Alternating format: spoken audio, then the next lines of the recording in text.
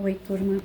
Do livro Francisco de Assis, João Nunes Maia e o Espírito Miramês, no capítulo 25, Pai Francisco no Monte Alverne, na quarta parte. O Monte Alverne foi, por assim dizer, o calvário do poverello de Assis. Foi lá que ele teve sua maior emoção espiritual na vida, onde recebeu a graça que tanto desejara, as chagas do Mestre. Em uma madrugada de setembro, mês em que nascera, acordou feliz, lembrando-se nitidamente de um sonho que tivera. Sonho que não é lícito relatar. Saiu de sua cela, tomado de contentamento. Acendeu-se no seu coração naquela noite memorável uma luz diferente, a luz do amor, que nunca se apaga quando se ambienta no íntimo das pessoas e cuja claridade tem sempre a sua sede na capital dos sentimentos. Convém dizer que esse amor que novamente atingiu Francisco saiu do coração divino do Cristo, como fogo de alta ressonância que somente se acende dentro de criaturas preparadas na Academia da Verdade, e ele era um dos escolhidos para tal cometimento. O poverello já pedira a Jesus que antes de voltar à pátria espiritual desejaria sentir as suas chagas no próprio corpo, o que para ele seria uma bênção, a coroação dos seus trabalhos nos caminhos do mundo. E naquela madrugada, preludiando o novo dia, o homem de Assis buscou as estrelas por quem era apaixonado, correu os olhos pelo céu, sentindo no coração as linhas paralelas e todos os meridianos universais, esqueceu-se do mundo e voou para o infinito nas asas da oração. Seus joelhos apoiaram-se em duro lajedo e somente os lábios expressaram aquilo que o coração ditou neste registro encantador. Grande luz do universo, foco gerador de todas as coisas, vida que desprende vidas em sucessões infinitas nos caminhos da eternidade.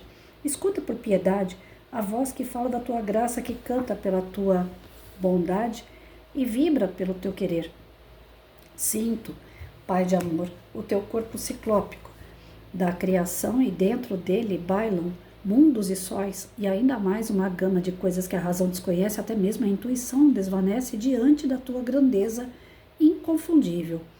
Quero buscar-te nestes momentos de súplica, aprender a falar contigo sem as lamentações que por vezes caracterizam o ser humano. Quero ouvir-te com humildade, que nem sempre se manifesta em meu íntimo. Quero entender-te pelo que podes me falar na extensão da tua luz, que banha a alma imperfeita e despida de amor. Sei que me chamaste para um trabalho de cunho divino junto ao clima humano que intenta por natureza inferior apagar a luz dos dons espirituais. Antes, porém, quero acordar do sono que a nossa natureza inferior nos impõe, levando-nos a esquecer as belezas da alegria, a grandeza da bondade, o esplendor da renúncia e o encanto da humildade. Não deixe, Senhor, que caiamos em novas tentações e que o vigor sublimado do teu coração se faça em nossas vidas sempre, sempre. Peço-te ouvir o que falo neste templo da natureza. Subi este monte para sentir-me mais próximo do céu e dele adorar com maior penhor a tua obra incomparável. No entanto, quero subir um monte mais elevado, aquele que ergueste dentro de mim. Peço-te, com todas as forças de espírito, que me ajudes a subir o meu calvário pelas vias internas do reino do coração. Quero, Senhor, se for do teu agrado, conhecer a mim mesmo para entender o teu querer. Não deixeis, divino arquiteto do universo, que eu pense o que não deve ser pensado, que eu fale o que não deve ser falado, que eu faça o que não deve ser feito. Jesus, mestre de amor, sinto que estás prestes a minha ida para os campos espirituais, onde a realidade se expressa com fulgurações indescritíveis, e sinto-me feliz em pensar nisso. Porém, quero permanecer no solo do mundo junto àqueles que me deram muita segurança e alegria, as ovelhas que me confiaste e que estão espalhadas no mundo todo. Observo que elas trabalham mais do que eu e amam mais do que eu posso amar. Sei que elas perdoam mais do que eu e entendem caridade mais do que este que nada é diante delas. Abençoa, mestre, a todas, e se possível for que minha parte lhe seja dada, sabendo disso, a minha alegria será maior. Sinto o calor do sol, cujos raios benfeitores beijam a terra em uma profusão de luzes que despertam as vidas. Sinto a harmonia do teu cântico e a paz do teu amor. Cristo, Cristo, Cristo, se for a hora, deixa por misericórdia as flores das tuas chagas florirem em mim.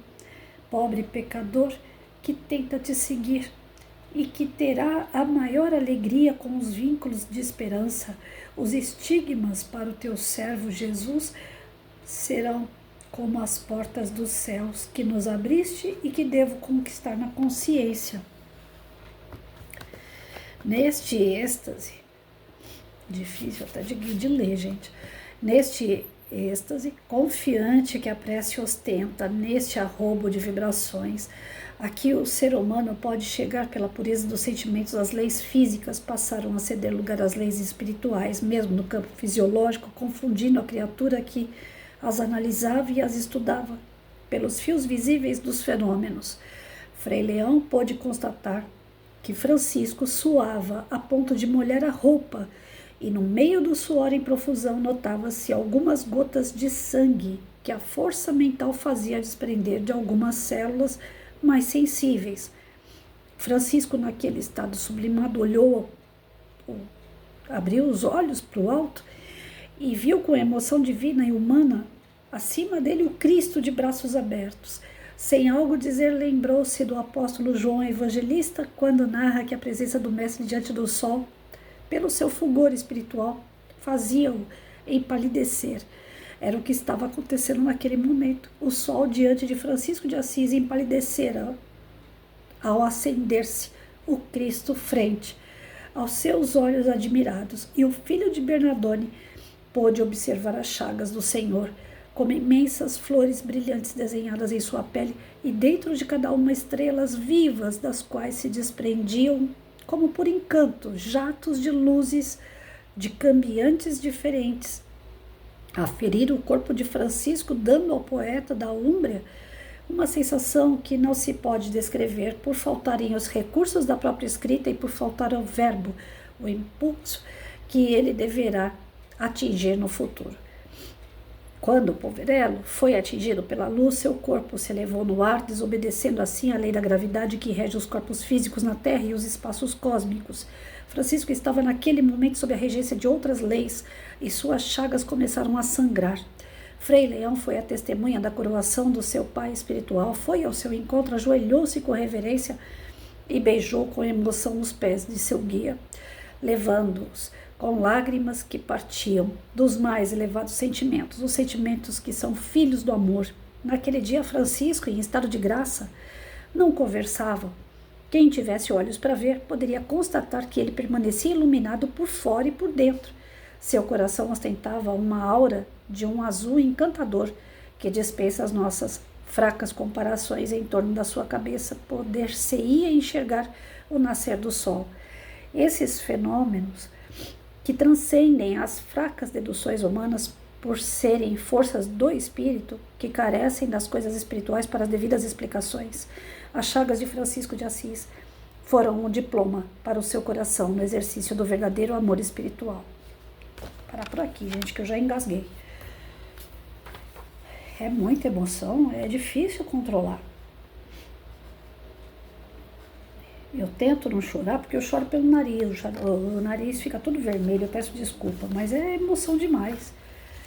Assim, nessa parte que fala que ele vai para o meio da natureza, onde ele quer ter esse contato com Jesus na natureza, eu me identifico demais. Eu conheço muito pouco a história de Francisco, mas tem coisas que são muito semelhantes ao meu modo de ser, de agir, de gostar das coisas ou de não gostar. E longe de mim, que eu sou um espírito muito errante, mas é uma questão de afinidade, de admiração, né? De algo que você faz em proporção pequena, mas que um ser da grandeza dele faz em proporção gigantesca, né? Então, ou seja, para mim é uma emoção muito grande por encontrar no Francisco aquilo que eu busco para a minha vida. O que eu tento preencher a minha vida com essa fé, ainda que uma fé palpável, não é uma fé que a gente diz uma fé cega, né? Aquela fé que ninguém destrói, não. A minha é uma fé que eu tenho que ver, que eu tenho que apalpar. Eu sou Santo Tomé nesse sentido, né? Então, o que eu faço? Como eu não consigo imaginar Deus, e eu não imagino mesmo, não faço a menor ideia de como ele seja, e a espiritualidade também não fala. A espiritualidade diz que nós somos muito pequenos e ignorantes ainda para entender Deus, então eu não sou de teimar quando eu acredito em alguma coisa ou alguém. E como eu peguei o Livro dos Espíritos e o Evangelho segundo o Espiritismo como um manual de vida e de progresso espiritual, porque foi através deles os primeiros livros que eu peguei e que me fizeram total diferença, né? Na minha vida, nas condições em que eu vivia, com as pessoas com quem eu tinha contato, e me ajudou demais a sair de situações, a passar por adversidades e entender, compreender uma série de coisas que aconteciam. Então eu peguei uma fé muito grande nesses 2 livros e acredito fielmente no que está ali. Tudo e qualquer coisa que sair do Livro dos Espíritos e o Evangelho, eu posso até ouvir, posso até ver, mas eu não acredito. Porque para mim o que me fez bem foi o Evangelho segundo o Espiritismo e o Livro dos Espíritos. Então tudo que é dito ali eu respeito. Não é para saber como que é Deus, eu não consigo entender ainda, eu sou muito pequena para isso. Tá bom, no dia que eu puder entender, beleza. Só que agora, nesse momento, eu preciso ter essa fé de alguma forma. E qual é a forma que eu encontro para acreditar, para sentir, para ouvir, para ver Deus? Eu vou na natureza. Eu procuro ir no meio do mato, mato mesmo. Só não entro em mais ainda mato porque o carro, né, Uber que eu pego, ele não se enfia no meio de floresta que não tenha um risco de terra para ele andar.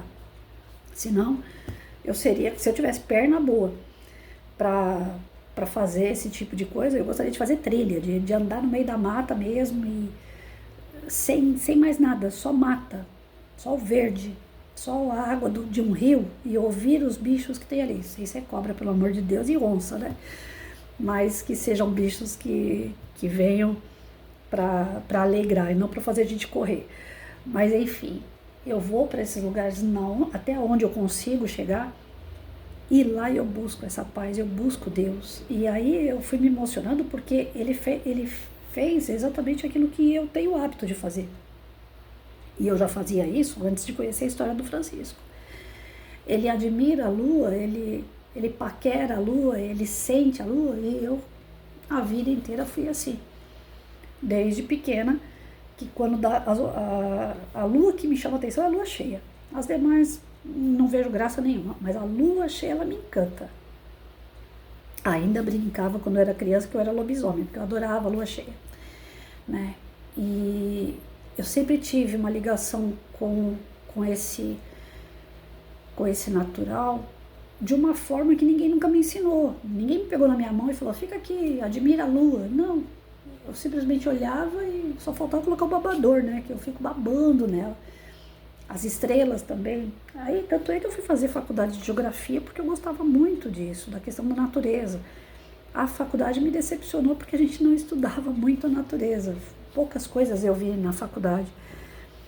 Mas essa ligação, conforme eu fui fazendo a leitura que eu tenho com o Francisco, ela é muito forte, gente. É difícil explicar. Assim como ele fala aqui, né, em determinado momento do texto, que não tem palavras que descrevam aquele momento de êxtase, aquele momento Francisco, né, e Jesus, Francisco e o céu ali. Às vezes eu perco também um pouco do fio da meada e eu não consigo explicar o que é esse sentimento que eu tenho por ele. Que é algo natural, não foi ensinado, não foi na Igreja Católica a qual eu me formei, que falava sobre Francisco. Lá nunca nem falar de Francisco, que eu tenha recordação, não. Então, assim, é mais uma prova para quem é São Tomé, né, de que existem algumas ligações né, dos encarnados com os desencarnados mais iluminados, e mesmo que não seja o próprio Francisco, existem alguns freis de fato, e freiras que trabalham na minha mediunidade. que me ajudam, me protegem, me guiam. E quando eu trabalhava a mediunidade, que a gente fazia o trabalho de desobsessão e cura, quando eu fazia a psicografia, eu sempre perguntava pro pessoal que vê, né, que tem uma sensibilidade maior do que a minha, falava, tinha franciscano aqui mesmo? Porque a mensagem que veio é de franciscano. Será que é porque eu fui católica? E as pessoas falavam assim, não, a corrente franciscana com a qual você trabalha é a que você pertence, né? Então, e eu tenho uma paixão por Toscana, nunca fui toscana, nunca fui da Itália, não conheço ninguém da Itália. A história de Romeu e Julieta, eu li, eu assisti, tudo que é versão de Romeu e Julieta, me encantava, né? Verona, Itália. Bom, enfim, a minha emoção, de acordo com a leitura, é essa afinidade, é você ter alguém que está tão próximo de você e ao mesmo tempo tão distante, porque ele é um espírito superior, quem dera, né? E eu sinto Francisco alguém muito perto, muito próximo, diante das afinidades, diante dos gostos, dos costumes, da busca pela fé, da busca por Deus. E é curioso que algumas pessoas passam por isso através de outros espíritos superiores conhecidos, né? Alguns falam da Madre Teresa, outros falam da Virgem Maria e vão dando nomes para os seus guias espirituais, né? O meu guia espiritual pode não ser o próprio Francisco, mas é do grupo dele. E isso, a cada dia que passa que eu faço a leitura com vocês, eu tenho mais certeza. E era uma coisa que eu precisava ter tido certeza quando eu trabalhava no mediúnico, né? E eu só sentia a presença, eu não tinha a certeza. E hoje, mais do que nunca, eu venho compartilhar com vocês essa certeza que a gente nunca está sozinho de fato e que eles estão sempre nos norteando através das afinidades mesmo, através daquilo que você pensa, aquilo que você sente, aquilo que você gosta, do que você não gosta, é que eles se aproximam e trabalham em nós, né? Então Francisco e Jesus, eles têm uma linha direta um com o outro pelas afinidades, pelo bem-querer à humanidade, pelo amor que eles têm às pessoas. E à medida que você cria elos verdadeiros com pessoas, com seres, você vai ter aquele grupo sempre com você. A não ser, como diz lá no Livro dos Espíritos, que em determinado momento um evolua mais que o outro. Aí vão fazer partes de grupos separados, porém dá para fazer uma visitinha de vez em quando. O mais superior, né, ele vai visitar o inferior. O inferior dificilmente consegue chegar no superior, a não ser através de uma prece pedindo para que ele venha, né? As portas dos espíritos superiores, elas estão sempre abertas, porém a gente não consegue passar pela nossa inferioridade, mas eles escutam a nossa prece e vêm nos atender. Então é algo mágico falar sobre isso, né? E eu, um ser mortal, inferior, eu sinto tudo isso, né? E dá vontade de falar um monte de coisa que a gente sente, que palavra nenhuma, na verdade, vai descrever. Eu imagino, então, para esses freis aí, o susto que não foi, né? Francisco de Assis está sempre trazendo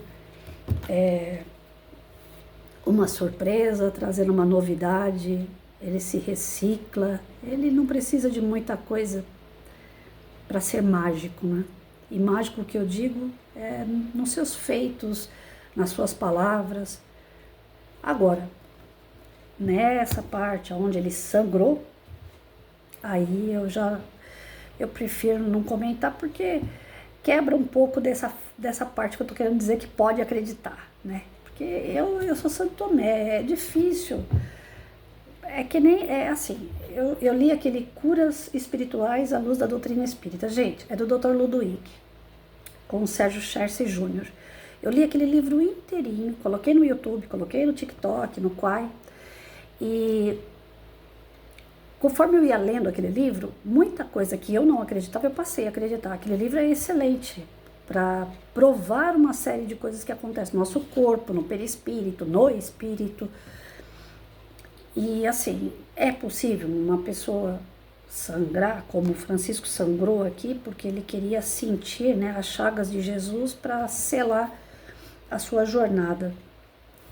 É possível, mas eu, Patrícia, Santomé como eu sou, de verdade eu precisava estar vendo para acreditar. Né? Apesar de já ter estudado uma pancada de coisa que fala que é possível, porque o perispírito é que vai transbordar no corpo. Então, no perispírito, de repente, ficou alguma coisa ali que pode exalar, que pode sair pelo corpo. Tem algumas comunicações mediúnicas, onde o médium, né, ele tem, como é que fala? Não é plasma, é quase isso. Que ele cria, né, algumas figuras através da sua energia, da movimentação da sua energia, ele consegue criar. Por exemplo, se ele quiser fazer uma bola, ele movimenta energia e faz uma bola. Não é mágica, é manipulação de energia.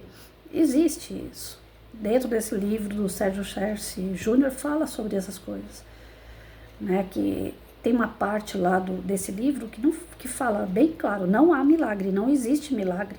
Tudo o que acontece tem uma explicação. O problema da explicação é se a gente está preparado para entender a explicação e reproduzir ela. Eu li o livro uma vez só. Preparada para reproduzir, eu não estava. Preparada para ler? Um pouco. Então, talvez seria um livro que eu preciso retomar os estudos dele, né? Ou pegar a bendita Gênese, que eu tenho medo lascado de ler aquele livro. Nossa Senhora, toda vez que eu peguei para ler a Gênese, eu apanhei. Eu acho muito difícil. Mas no Sérgio Cherce Júnior, nesse livro que eu estou falando, tinha boas passagens da Gênese ali.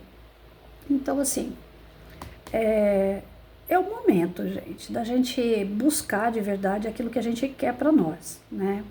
A gente fica...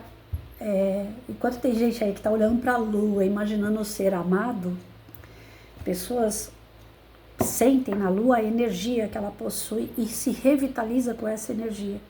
Olha a diferença de pensamento de grau. Então eu acho que é chegado o momento da gente parar de romantizar tanto e levar as coisas um pouco mais a sério. O mundo está pegando fogo. A gente está vendo um monte de coisa errada. E tá na hora. Tá passando da hora. Né? Ontem vocês viram a bronca que nós tomamos aqui? Poxa, nós já demos todos os tipos de recado, nós já falamos tudo, nós já fizemos tudo. O que esse povo ainda quer? Então, bora lá, né? Eu acho que é isso. Deixar de ser romântico e passar a estudar, e compreender as situações. Aceitar, como eu não aceito ainda, muitas coisas que parecem ser inacreditável, né? Que parece ser tão especial, e na verdade para a espiritualidade é tudo normal. A gente é que está atrasado demais. Bora lá, vamos continuar estudando.